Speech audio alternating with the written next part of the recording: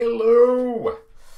Ok, on se retrouve encore une fois aujourd'hui pour un preview. La série cette fois-ci va être celle qui va opposer l'Avalanche du Colorado aux Coyotes de l'Arizona. C'est le cœur brisé. Le cœur brisé que je fais cette preview-là.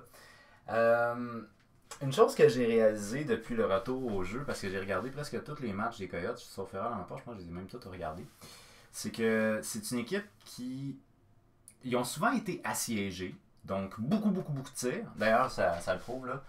Une moyenne de tirs accordés de 40,8. C'est beaucoup de tirs. Le gardien de but, Darcy Camper, très calme. C'est un gars qui est positif. C'est un gars que sa formation l'aime beaucoup. Il tire, il bloque des tirs pour lui. Puis, tu sais, ils vont vers lui. Donc, tu vois que Darcy Camper, il est apprécié de ses coéquipiers.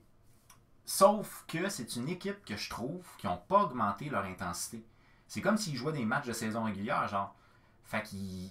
Je trouve pas qu'il était plus impliqué physiquement, plus de armes, puis ainsi de suite. Puis Taylor Hall, c'est un gars que je trouve un peu étrange. Il frappe, il s'est même battu, mais j'ai comme pas l'impression qu'il a la hargne, puis j'ai comme pas l'impression qu'il est bien intégré au groupe. C'est bizarre. Enfin bref. Donc mon point étant, c'est que j'ai de la difficulté à concevoir qu'une équipe comme l'Avalanche du Colorado, qui est une équipe qui est offensive, qui frappe fort, qui bouge beaucoup, serait pas capable de shaker les petits coyotes. Les coyotes sont pas gros, là, sont petits physiquement, puis ils sont rapides, je veux bien, là, mais des gars comme Clayton Keller puis Connor Garland, c'est pas ça qui fait la loi à sa patinoire. Là, ils ont à peu près ma shape, ces gars-là, un petit peu plus gros que moi, mais à peu près ma grandeur, puis quand même relativement délicat. Fait que j'ai de la misère un peu à croire que une équipe comme l'Avalanche du Colorado se laisserait imposer par une équipe comme les Coyotes. Par contre, là où les Coyotes peuvent miser, c'est comme je vous dis, ils ont été assiégés quand même pendant la série contre les Prédateurs de Nashville. Mais les Prédateurs de Nashville, c'est une équipe qui a toujours été décevante en séries éliminatoires, tandis que l'Avalanche du Colorado, c'est une équipe qui a déjà connu l'adversité. Puis je pense que c'est une équipe qui peut être déjà à partir de cette année une équipe dominante en séries éliminatoires.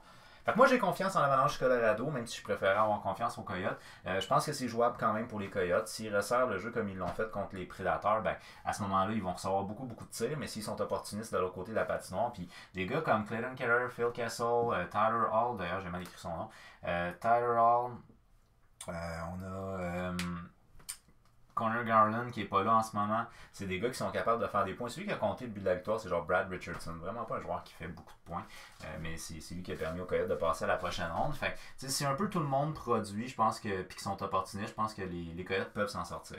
Mais sur papier, l'Avalanche me semble être une équipe quand même qui est plus dominante que les Coyotes. Alors on y va. Donc, pendant le tournoi à la ronde, l'Avalanche Colorado ont 3 matchs, 2 victoires, une défaite, 9 buts marqués, 5 buts encaissés. Donc pas beaucoup de buts encaissés, honnêtement, félicitations. 25% d'avantage numérique, ce qui est quand même très bon. 80% en désavantage numérique, très bon. Une moyenne de tir par match de 37,7 et une moyenne de tir accordé de 28,3. On tire beaucoup plus qu'on accorde de tir. Sauf que ça, c'est business as usual pour les Coyotes. Fait que c'est pas un gros stress par rapport à ça. Les Coyotes, lors de la phase qualificative, c'est 4 matchs, 3 victoires, une défaite, 14 buts pour 11 buts encaissés, donc relativement balancé. C'est pas une équipe nécessairement qui est une équipe très offensive, mais c'est une équipe qui est capable de resserrer le jeu défensivement. Avantage numérique à 16,7%, un désavantage à 71,4%, ça va pas qu'on se reprenne, mais tant qu'ils sont pas trop pénalisés, c'est pas nécessairement un immense problème. Et c'est ici où je vous dis que c'est une équipe qui est habituée de recevoir beaucoup de tirs, parce que 31,3 c'est la moyenne de tirs par match pour les Coyotes, 40,8 c'est la moyenne de tirs encaissés, donc on a une différence de 10. Fait que je pense pas nécessairement que les Coyotes vont être super déstabilisés par l'Avalanche Colorado du fait qu'ils tirent beaucoup. Là où je pense qu'ils peuvent être déstabilisés, c'est que au niveau du talent à l'attaque, l'Avalanche Colorado est beaucoup plus intéressante à mes yeux et beaucoup plus intéressante que les Prédateurs de Nashville. Donc la défensive est très mobile du côté des Prédateurs de Nashville, mais je pense que l'attaque du Colorado peut faire la différence. Puis surtout, tu sais, une ligne avec Ratanen, McKinnon, c'est Gabriel Landeskog, c'est des gros bonhommes. Fait qu'ils sont capables de shaker mes petits coyotes. Puis ça peut faire mal. Même Nathan Kadri, c'est un gros bonhomme quand même. Le meilleur pointeur de l'Avalanche du Colorado dans le tournoi à la ronde aurait été Nathan Kadri, qui en 3 matchs, il a eu 1 but, 3 passes, 4 points. Par la suite, Mikko Ratanen en 3 matchs, il a 4 passes, 4 points. Jonas Donskoi, en 3 matchs, il a 2 buts, 1 passe, 3 points. Donc c'est quand même très respectable. Du côté des Coyotes, c'est aussi très respectable. Le meilleur pointeur pour la phase qualificative contre les Prédateurs a été Clayton Keller, qui en 4 matchs, il a 2 buts, 2 passes, 4 points. Phil Kessel, deuxième meilleur pointeur. En 4 matchs, il a 1 but, 3 passes, 4 points. Et Taylor Hall, en 4 matchs, il a 1 but, 3 passes, 4 points.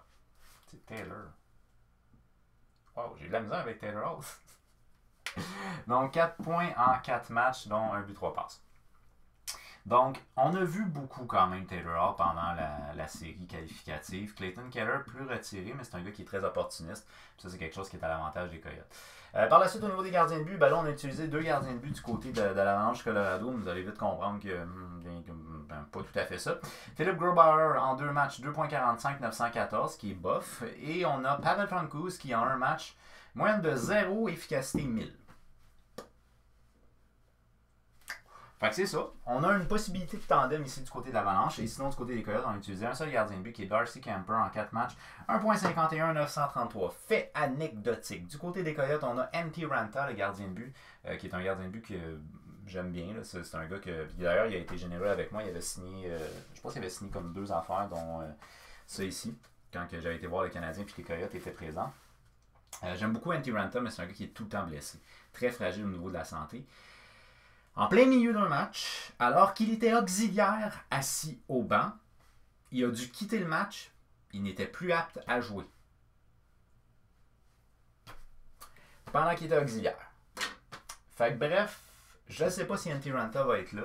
Si c'est Aiden Hill, j'ai des doutes concernant la possibilité d'utiliser un deuxième gardien de but. Mais quand même, je suis confiant. Les Coyotes, c'est une équipe qui est habitué à recevoir beaucoup de tirs.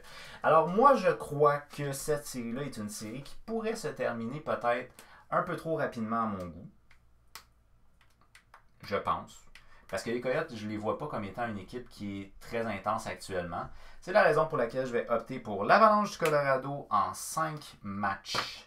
Qu'est-ce que vous en pensez? D'après vous, qui va remporter cette série-là, qui va opposer l'Avalanche Colorado au Coyotes de l'Arizona? Est-ce que l'attaque et le poids de l'Avalanche vont avoir le dessus sur la défensive, à la boxe en avant du net?